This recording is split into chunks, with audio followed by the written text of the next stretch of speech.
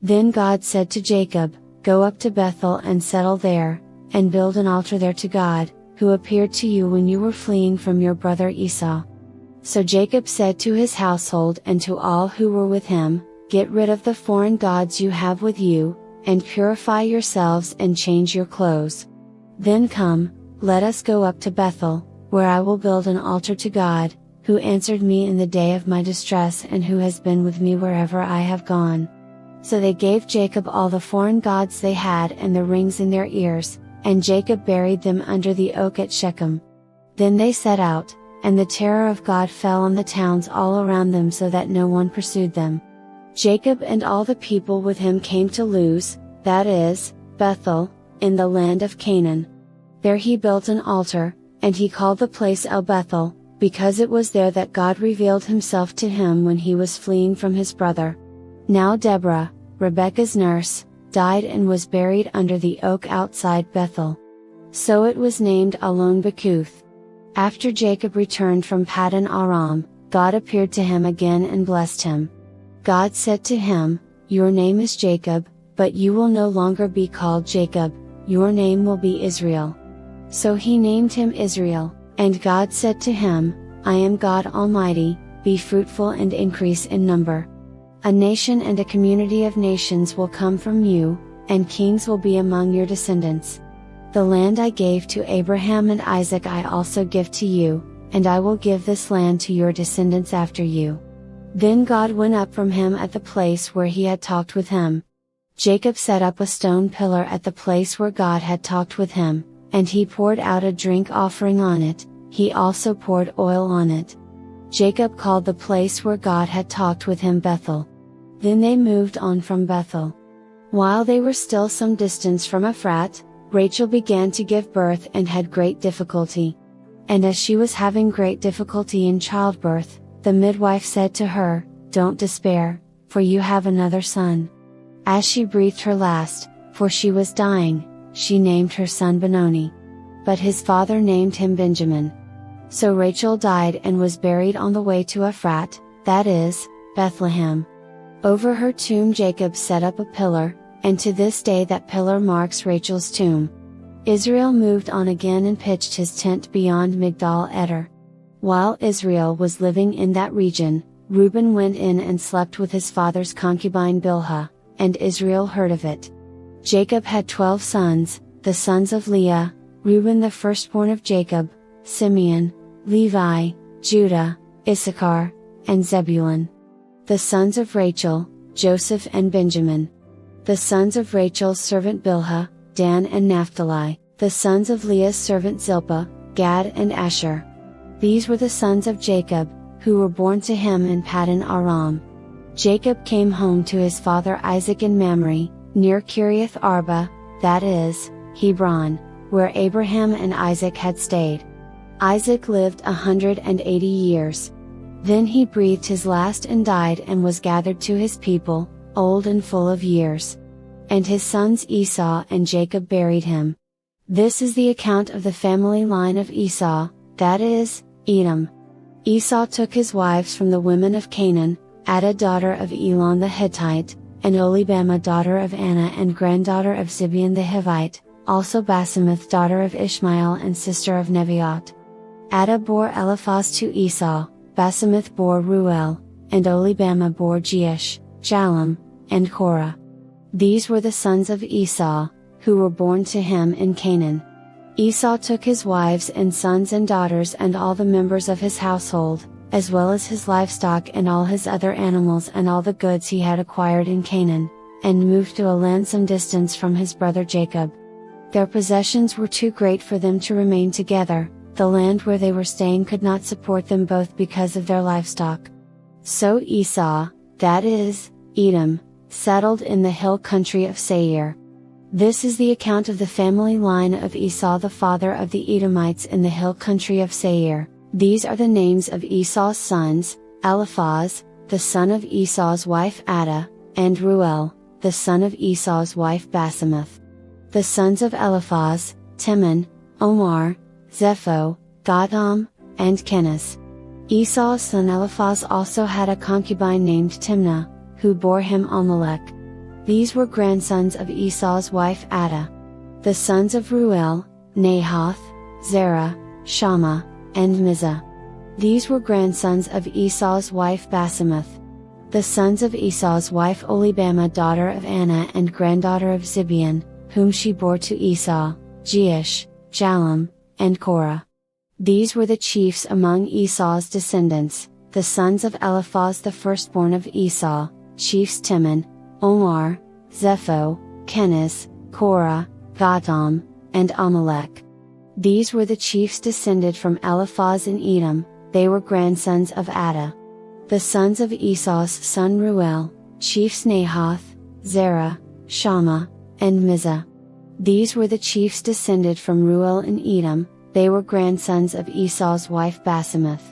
The sons of Esau's wife Oholibamah, chiefs Jeush, Jalem, and Korah. These were the chiefs descended from Esau's wife Oholibamah daughter of Anah. These were the sons of Esau, that is, Edom, and these were their chiefs. These were the sons of Seir the Horite, who were living in the region, Lotan, Shobal, Zibeon, Anah, Dissan, Ezer, and Dishan. These sons of Seir in Edom were Horite chiefs. The sons of Lotan, Hori and Homam. Timnah was Lotan's sister. The sons of Shobal, Alvan, Manahath, Ebal, Shepho, and Onam. The sons of Zibeon, Aiah and Anah. This is the Anah who discovered the hot springs in the desert while he was grazing the donkeys of his father Zibeon.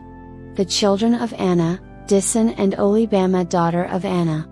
The sons of Dissan, Hemdan, Eshban, Ithron, and Karan. The sons of Ezer, Bilhan, Zavin, and Akan. The sons of Dishan, Uz and Aaron. These were the Horite chiefs, Lotan, Shobal, Zibeon, Anah, Dissan, Ezer, and Dishan. These were the Horite chiefs, according to their divisions, in the land of Seir. These were the kings who reigned in Edom before any Israelite king reigned. Bela son of Beor became king of Edom. His city was named Dinhabah. When Bela died, Jobab son of Zerah from Bozrah succeeded him as king. When Jobab died, Husham from the land of the Timonites succeeded him as king. When Husham died, Hadad son of Bedad, who defeated Midian in the country of Moab, succeeded him as king. His city was named Avath. When Hadad died, Samlah from Masrekah succeeded him as king. When Samlah died, Shaul from Rehoboth on the river succeeded him as king. When Shaul died, Baal-Hanan son of Achbor succeeded him as king. When Baal-Hanan son of Achbor died, Hadad succeeded him as king. His city was named Pau, and his wife's name was Mehetabel daughter of Matred, the daughter of Mizab. These were the chiefs descended from Esau, by name, according to their clans and regions: Timnah, Alvah, Jetheth, Oholibamah, Elah, Pinon, Kenaz, Timon, Mibzar, Magdiel, and Iram. These were the chiefs of Edom, according to their settlements in the land they occupied. This is the family line of Esau, the father of the Edomites. Jacob lived in the land where his father had stayed, the land of Canaan. This is the account of Jacob's family line. Joseph, a young man of 17, was tending the flocks with his brothers, the sons of Bilhah and the sons of Zilpah, his father's wives, and he brought their father a bad report about them. Now Israel loved Joseph more than any of his other sons, because he had been born to him in his old age, and he made an ornate robe for him. When his brothers saw that their father loved him more than any of them, they hated him and could not speak a kind word to him. Joseph had a dream, and when he told it to his brothers, they hated him all the more. He said to them, "Listen to this dream I had. We were binding sheaves of grain out in the field when suddenly my sheaf rose and stood upright, while your sheaves gathered around mine and bowed down to it." His brothers said to him, "Do you intend to reign over us? Will you actually rule us?" And they hated him all the more because of his dream and what he had said. Then he had another dream, and he told it to his brothers. "Listen," he said, "I had another dream. and this time the sun and moon and 11 stars were bowing down to me." When he told his father as well as his brothers, his father rebuked him and said, "What is this dream you had? Will your mother and I and your brothers actually come and bow down to the ground before you?" His brothers were jealous of him, but his father kept the matter in mind. Now his brothers had gone to graze their father's flocks near Shechem, and Israel said to Joseph, "As you know, your brothers are grazing the flocks near Shechem. Come, I am going to send you to them." "Very well," he replied. So he said to him, "Go and see if all is well with your brothers and with the flocks, and bring word back to me." Then he sent him off from the valley of Hebron. When Joseph arrived at Shechem, a man found him wandering around in the fields and asked him, "What are you looking for?" He replied, "I'm looking for my brothers. Can you tell me where they are grazing their flocks?" "They have moved on from here," the man answered. "I heard them say, 'Let's go to Dothan.'" So Joseph went after his brothers and found them near Dothan. But they saw him in the distance, and before he reached them, they plotted to kill him. "Here comes that dreamer," they said to each other. "Come now, let's kill him and throw him into one of these cisterns and say that a ferocious animal devoured him. Then we'll see what comes of his dreams." When Reuben heard this, he tried to rescue him from their hands. "Let's not take his life," he said, "don't shed any blood. Throw him into this cistern here in the wilderness, but don't lay a hand on him." Reuben said this to rescue him from them and take him back to his father. So when Joseph came to his brothers, they stripped him of his robe, the ornate robe he was wearing, and they took him and threw him into the cistern. The cistern was empty, there was no water in it. As they sat down to eat their meal, they looked up and saw a caravan of Ishmaelites coming from Gilead. Their camels were loaded with spices, balm and myrrh, and they were on their way to take them down to Egypt. Judah said to his brothers, "What will we gain if we kill our brother and cover up his blood? Come, let's sell him to the Ishmaelites and not lay our hands on him, after all, he is our brother, our own flesh and blood." His brothers agreed. So when the Midianite merchants came by, his brothers pulled Joseph up out of the cistern and sold him for 20 shekels of silver to the Ishmaelites, who took him to Egypt. When Reuben returned to the cistern and saw that Joseph was not there, he tore his clothes. He went back to his brothers and said, "The boy isn't there. Where can I turn now?" Then they got Joseph's robe, slaughtered a goat and dipped the robe in the blood. They took the ornate robe back to their father and said, "We found this. Examine it to see whether it is your son's robe." He recognized it and said, "It is my son's robe. Some ferocious animal has devoured him. Joseph has surely been torn to pieces." Then Jacob tore his clothes, put on sackcloth and mourned for his son many days. All his sons and daughters came to comfort him, but he refused to be comforted. "No," he said, "I will continue to mourn until I join my son in the grave." So his father wept for him.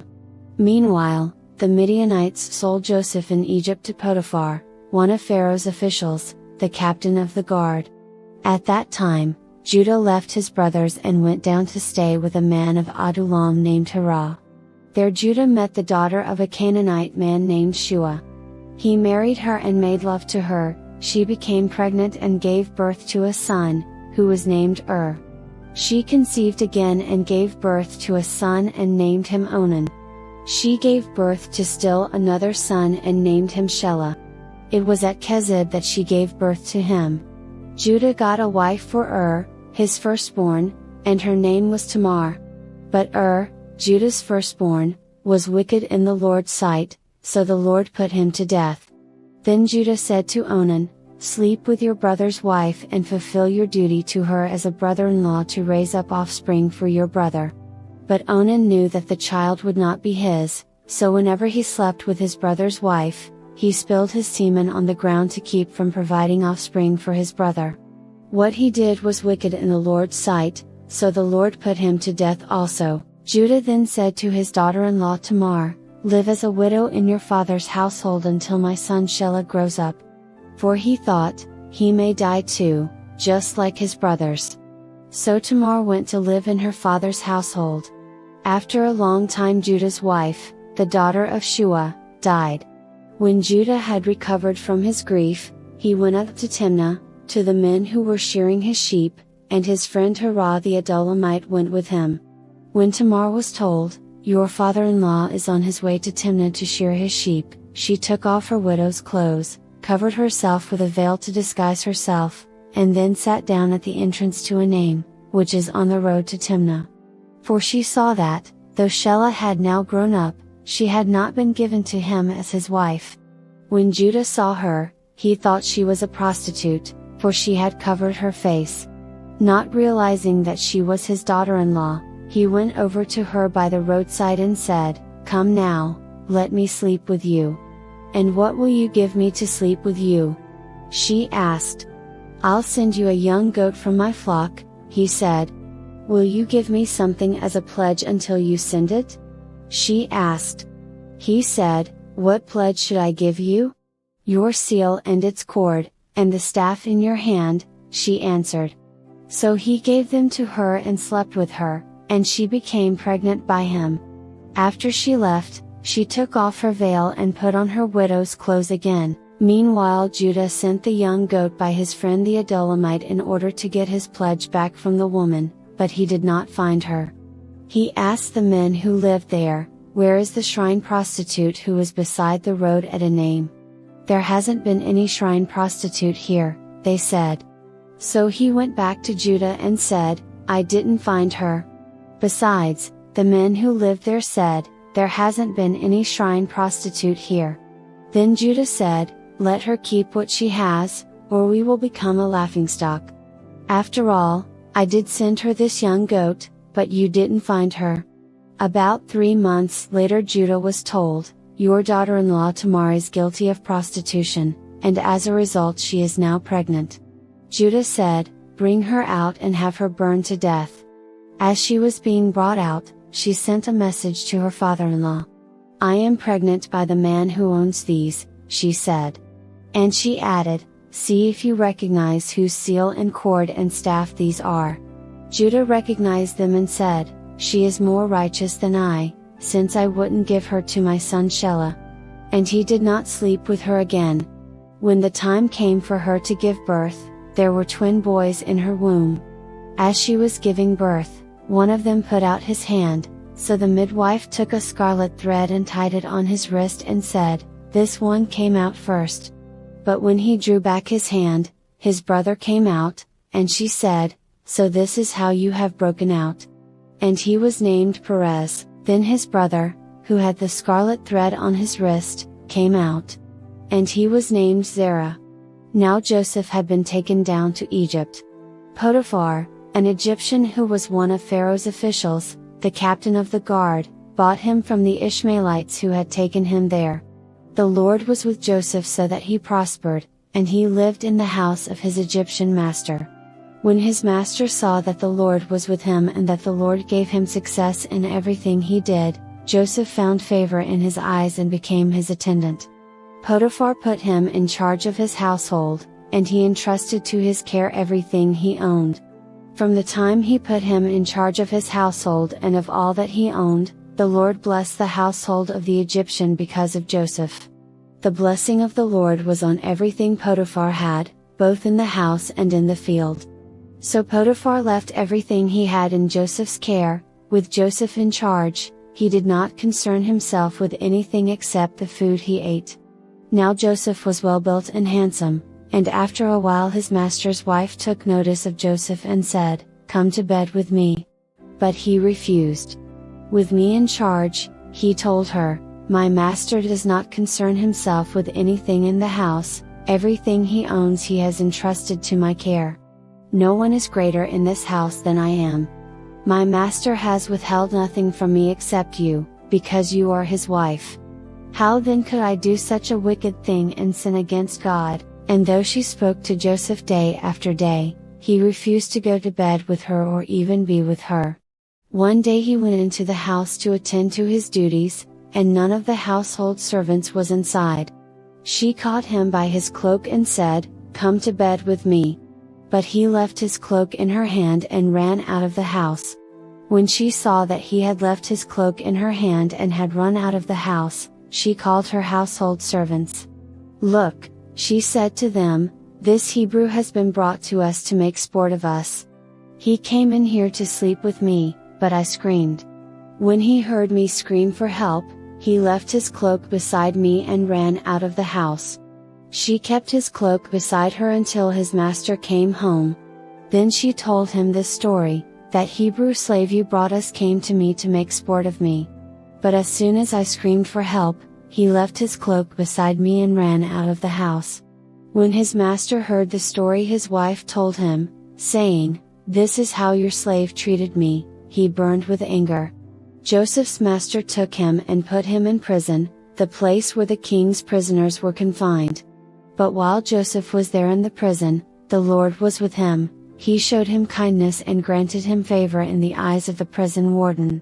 So the warden put Joseph in charge of all those held in the prison, and he was made responsible for all that was done there. The warden paid no attention to anything under Joseph's care, because the Lord was with Joseph and gave him success in whatever he did.